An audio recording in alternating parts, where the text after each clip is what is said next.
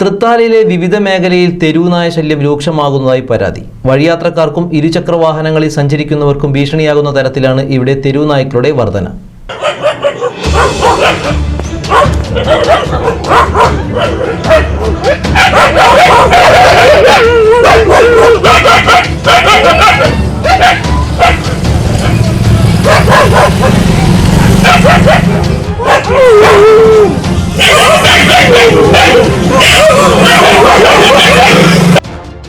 പടിഞ്ഞാറങ്ങാടിയിൽ നിന്നും ഗോകുലേ സ്കൂളിലേക്ക് പോകുന്ന റോഡിലെ സ്ഥിരം കാഴ്ചയാണിത്.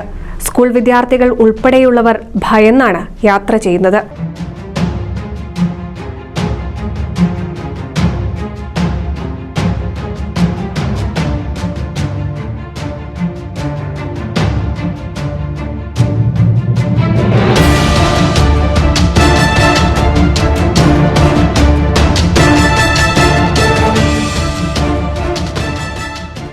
വീട്ടിൽ വളർത്തുനായ്ക്കളെയും വളർത്തുമൃഗങ്ങളെയും തെരുവുനായ ആക്രമിക്കുന്ന സംഭവം ഉണ്ടാകുന്നുണ്ട്.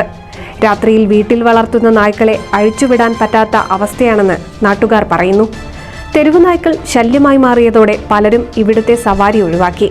ചിലർ കയ്യിൽ വടിയുമായാണ് രാവിലെ സവാരി നടത്തുന്നത്. തെരുവുനായ്ക്കൾ ഇരുചക്ര വാഹനത്തിന് കുറുകെ ചാടി ഉണ്ടാകുന്ന അപകടങ്ങളും നിത്യസംഭവമാണ്. ബസ് സ്റ്റോപ്പുകൾ, പഞ്ചായത്ത് ഓഫീസുകൾ, സർക്കാർ ആശുപത്രികൾ, അംഗനവാടികൾ, സ്കൂളുകൾ, വ്യാപാര വ്യവസായ സ്ഥാപനങ്ങൾ എന്നിവിടങ്ങളിലെല്ലാം തെരുവുനായ്ക്കളുടെ ശല്യം രൂക്ഷമാണ്. വിവിധ പഞ്ചായത്തുകളിൽ മാലിന്യം തള്ളൽ ഒരു പരിധിവരെ തെരുവുനായ്ക്കളുടെ വർധനയ്ക്ക് കാരണമാകുന്നുണ്ട്. തെരുവുനായ്ക്കളുടെ ആക്രമണം വലിയ പ്രശ്നങ്ങൾ സൃഷ്ടിച്ചിട്ടും ഉത്തരവാദിത്തപ്പെട്ടവർ മൗനം പാലിക്കുന്നത് പ്രതിഷേധത്തിന് ഇടയാക്കിയിട്ടുണ്ട്.